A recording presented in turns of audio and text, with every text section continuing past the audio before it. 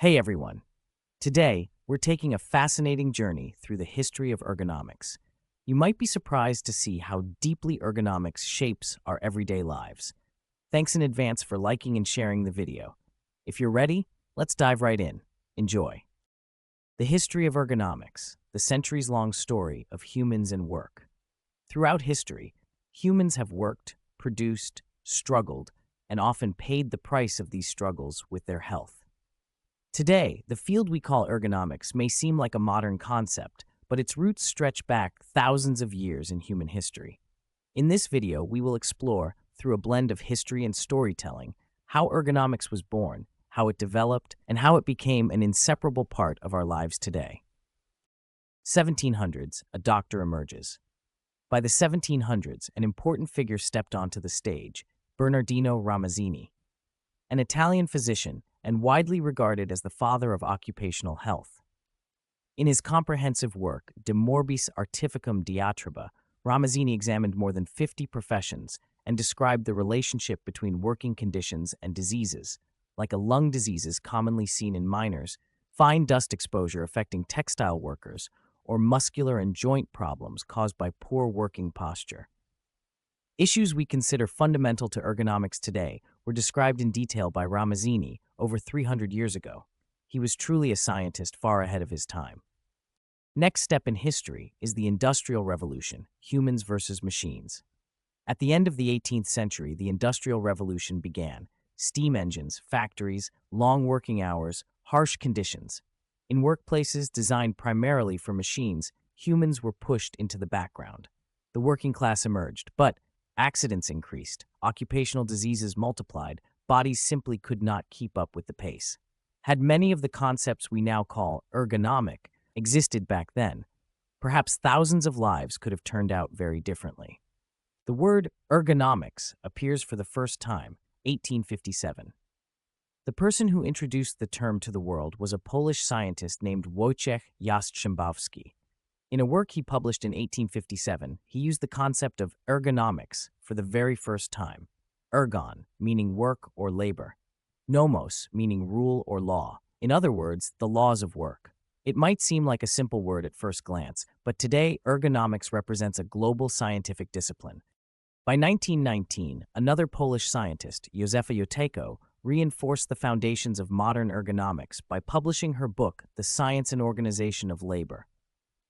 In this work, she examined topics such as occupational fatigue, work measurements, productivity, and the limits of human capacity using scientific methods.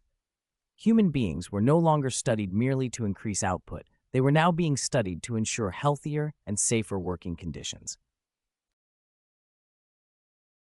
One of the most dramatic leaps in the history of ergonomics took place during World War II. The U.S. Air Force noticed that pilots were experiencing unexplained crashes. Investigations were launched, and the findings were shocking. Poorly designed cockpit instruments were misleading the pilots. The altitude indicator was often misread, and a split-second mistake could lead to fatal consequences. This discovery led to a complete redesign of aircraft displays, simpler, more readable, and better suited to the human eye. This step not only transformed aviation, but also made the entire world take ergonomics seriously. Following aviation, research aimed at reducing human error accelerated in fields such as transportation, healthcare, and industry. Looking at Japan, in 1921, Gito Teruoka pioneered ergonomic research by founding the Kurashiki Institute of Labor Science. In the same year, Kanichi Tanaka published his book, Productivity Research, Ergonomics. In the years that followed, Japan would become one of the countries that embraced ergonomics most deeply within its work culture. 1950 to 1970, the institutionalization of ergonomics. In 1949, the Ergonomics Research Society, ERS, was founded in the United Kingdom.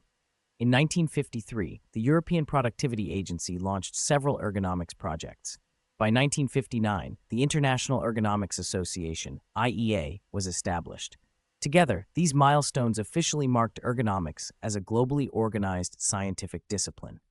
During the 1950s, the needs of veterans returning from war prompted a redesign of machines and work equipment.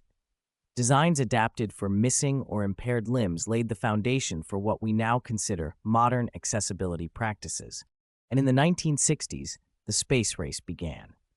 This period introduced ergonomics to an entirely new question.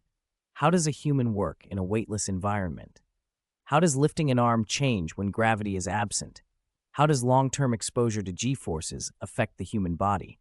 How should cramped spacecraft interiors be designed for safety and efficiency? These questions redefine the physical limits of human beings and push the field of ergonomics forward. What does advancing ergonomics mean in this context? Space research expanded ergonomics by forcing scientists and engineers to study the human body under extreme, previously unimaginable conditions.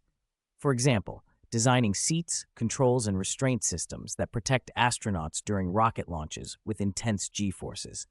Creating spacesuits and gloves that allow precise movement despite pressure differences and limited mobility. Developing cockpit layouts that astronauts can operate even when floating in zero gravity. Studying muscle atrophy and bone loss in microgravity to design exercise systems for long-duration missions. In short, the challenges of space exploration didn't just expand our understanding of the universe. They revolutionized our understanding of human capabilities, limitations, and the need for human-centered design. In the 1970s, the number of office workers increased rapidly. For the first time, systematic ergonomic research was conducted on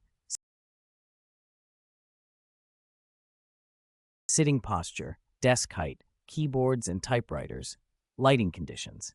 In the 1980s, as computers entered everyday life, user-centered design became crucial. In the 1990s, the rise of the internet gave birth to digital ergonomics. Ergonomics was no longer focused solely on the physical body. It also expanded into cognitive processes, including menu design, screen readability, software interfaces. This shift profoundly influenced interior design as well.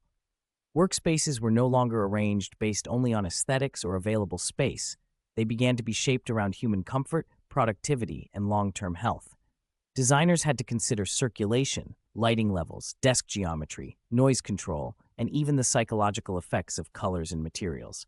In essence, interior design and ergonomics merged, creating environments that support both physical well-being and mental performance. From the 2010s onward, with the rise of smartphones, tablets, game consoles, VR headsets, and smartwatches, ergonomics has become a part of everyday life, not just the workplace.